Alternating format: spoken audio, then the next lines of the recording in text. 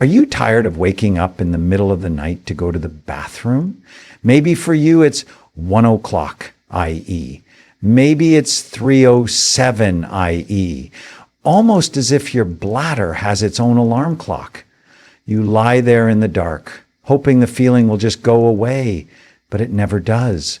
So you drag yourself out of bed, half awake, and shuffle to the bathroom where the floor is cold and the light feels blindingly bright. And the worst part? When you get back to bed, your brain is now wide awake. You toss and turn, and before you know it, it's 4:22 a.m. and you're staring at the ceiling. If you're over 60, this probably sounds all too familiar. This problem, which we call nocturia in medicine, feels like it's just a non-negotiable part of getting older. But I'm here to tell you it is not. What if it's not just part of aging? These nightly interruptions do more than just make you tired. They lead to daytime fatigue, brain fog, and irritability. They dramatically increase your risk of falls, which can be devastating. And often, nocturia is a warning sign of deeper health issues that are silently wreaking havoc on your body and your brain. But here's what's really important. There are a few very common mistakes that nearly every senior makes that directly cause this problem.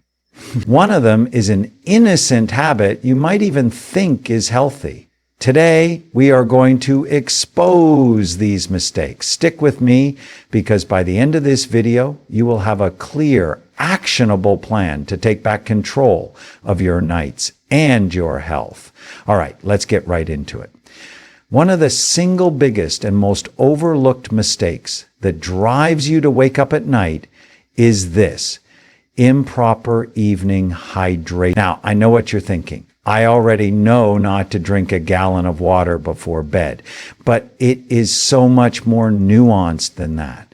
It's not just about how much you drink, but what you drink, and critically, when you drink it.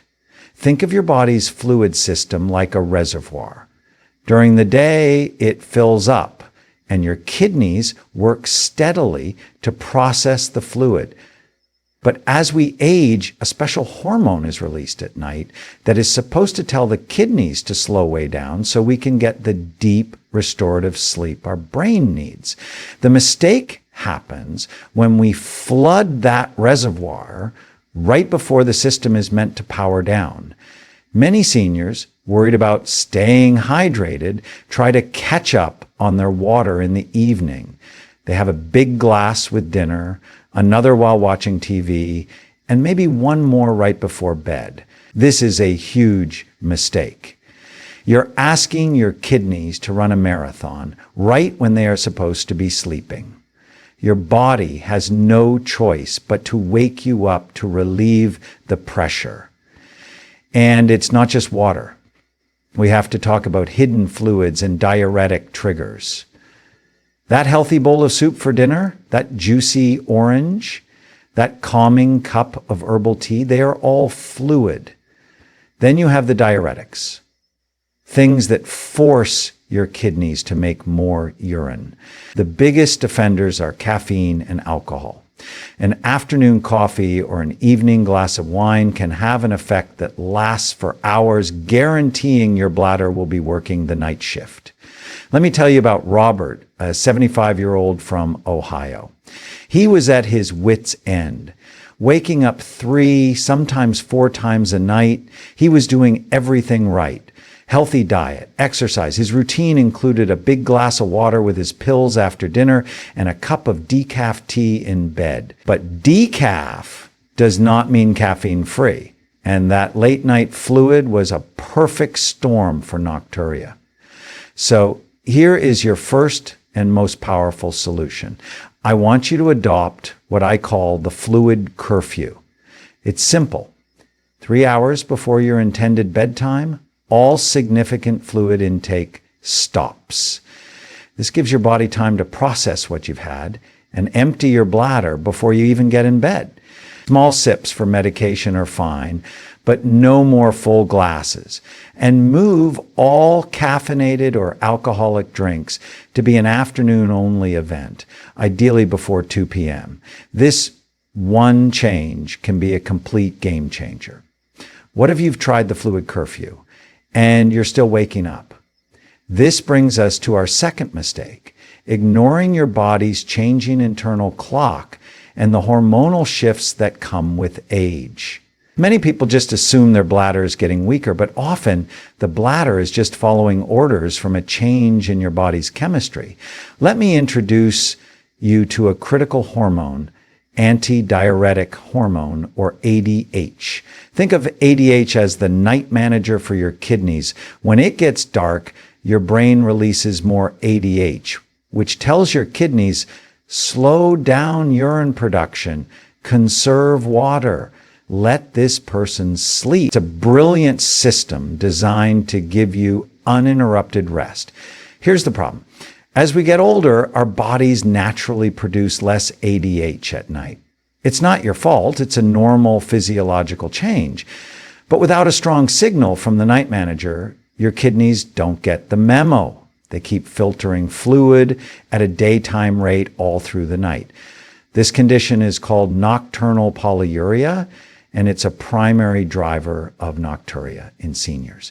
For women, this is often compounded by menopause. Declining estrogen can affect bladder health, increasing urgency. For men, hormonal changes can contribute to an enlarged prostate, BPH, which prevents the bladder from emptying fully, causing more trips to the bathroom. So the mistake isn't having these changes. It's not taking active steps to counteract them. You can't force your body to make more hormones, but you can improve your bladder's function. You need to train it. This is where bladder training and pelvic floor exercises are essential. First, bladder training. This means consciously delaying urination. When you feel the first urge during the day, wait 10-15 minutes. The goal is to gradually stretch the time between bathroom visits, retraining your bladder to hold more fluid comfortably. This makes it less likely to sound a false alarm overnight. Second, pelvic floor exercises, also known as Kegels. These exercises strengthen the muscles that support the bladder. Think of them as a gate that gives you better control. Stronger muscles help you resist the feeling of urgency day and night.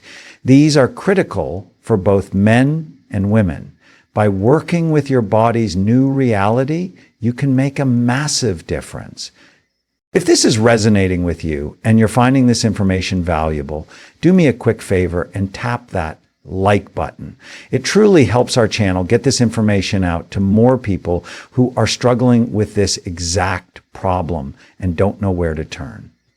And stay with me, because our next point reveals a surprising mistake that starts hours before you even think about sleep. Our third major mistake has almost nothing to do with your nights and everything to do with your day. I call it the gravity mistake, and it's why some people can do everything else right and still wake up. The mistake is ignoring fluid that builds up in your legs during the day, a condition called peripheral edema. Here's how it works. Think of your lower legs as sponges. As you sit or stand all day, gravity pulls fluid down and it gets trapped in the soft tissues of your feet, ankles, and calves. You might notice that your socks leave deep marks at the end of the day, or that your ankles look puffy. During the day, this fluid is trapped. But the moment you lie down flat in bed, gravity is neutralized. It's like someone wrings out those sponges. All that trapped fluid rushes back into your bloodstream. Your kidneys see this flood of fluid. They get to work filtering it, and it ends up right in your bladder, usually an hour or two after you've fallen asleep. Let's talk about Barbara, a 68-year-old retired teacher. She was strict about not drinking anything after 6 p.m., but was still waking up at 1 a.m. and 4 a.m. like clockwork. At the end of each day, her ankles were swollen. That nighttime urination wasn't from her evening habits. It was the fluid from her legs being processed all night long. The solution to the gravity mistake is wonderfully effective and has 3 parts. First, elevate your legs. For an hour in the late afternoon or early evening, prop your legs up, ideally above the level of your heart. This uses gravity to your advantage, allowing that fluid to get back into your circulation so your kidneys can process it before you go to bed. Second, consider wearing compression stockings during the day. These gently squeeze your lower legs and prevent the fluid from pooling in the first place. They are an incredibly powerful tool. Third, move more. If you sit for long periods, get up and walk around every hour. Simply pumping your ankles up and down at your desk uses your calf muscles to push that fluid back up towards your heart. By dealing with the fluid during the day, you prevent the flood at night. This brings us to our final and most critical mistake, failing to see nocturia as a warning sign from your body. So many people think this is just a bladder problem. But in my clinics, I often see that frequent nighttime urination is a symptom, a ripple effect from a much larger health issue that needs your immediate attention. Your body is one interconnected system. A problem over here can cause a symptom way over there. Nocturia can be the check engine light for several serious health issues. Here are some of the most common ones I see. This is a massive, underdiagnosed cause. With sleep apnea, you stop breathing repeatedly at night. This stresses the heart, which interprets the pressure changes as a sign of fluid overload. In response, your heart releases a hormone that tells your kidneys to dump fluid, waking you up suddenly. When my patients get treated for sleep apnea, they are often stunned when their nocturia disappears overnight. Uncontrolled diabetes. When your blood sugar is high, your body tries to flush the excess sugar out through your urine. This puts your kidneys into overdrive, day and night. For many people, waking up to urinate is one of the very first signs of type 2 diabetes. Cardiovascular issues, conditions like congestive heart failure, mean your heart isn't pumping efficiently. This leads to more significant fluid buildup in the legs during the day. At night, that returning fluid can overwhelm the system, causing high urine output. Medication side effects. Many common medications prescribed to seniors are diuretics. This includes water pills for blood pressure, but also some antidepressants and other drugs. If you take these in the evening, you're setting yourself up for a long night. The mistake is not reviewing your medication list and timing with your doctor. The solution here is to become a health detective for your own body with your doctor as your partner. The most powerful tool you have is a bladder diary. For 3 days, track everything. What you drink and when, what you eat, when you take your medications, and every single time you go to the bathroom. This log is not just data, it's a story. It gives your doctor the clues they need to find the root cause. Armed with this diary, make an appointment. Don't just say, I'm waking up to pee. Say, I'm experiencing nocturia. And I have a 3-day log. I want to investigate if this is connected to my sleep, my blood sugar, or the timing of my medications. This empowers both you and your doctor to find a real solution. Let's quickly recap the 4 big mistakes that are robbing you of your sleep. Improper evening hydration, drinking too much of the wrong things, too late. The fix is the fluid curfew. Ignoring your body's clock. Not adapting to the normal hormonal drop in ADH. The fix is bladder training and pelvic floor exercises. The gravity mistake, allowing fluid to pool in your legs all day. The fix is leg elevation. compression stockings, and movement, not connecting the dots. Seeing nocturia as an isolated problem instead of a warning sign. The fix is to become a health detective with a bladder diary and partner with your doctor. The most important thing to hear today is this. Waking up all night to urinate is common, but it is not normal, and it is not an inevitable part of aging you have to accept. It is a problem with real causes and, more importantly, real solutions. You have the power to change this nightly ritual. You can reclaim deep, uninterrupted sleep. Don't get overwhelmed. Start with one thing, just one. Tonight, implement the fluid curfew. Tomorrow, try elevating your legs. Small, consistent changes are what produce incredible results. I want to build a community here of people taking command of their health. So, in the comments below, share with me which one of these strategies are you going to try first. Your story might be the very thing that inspires someone else to finally take action.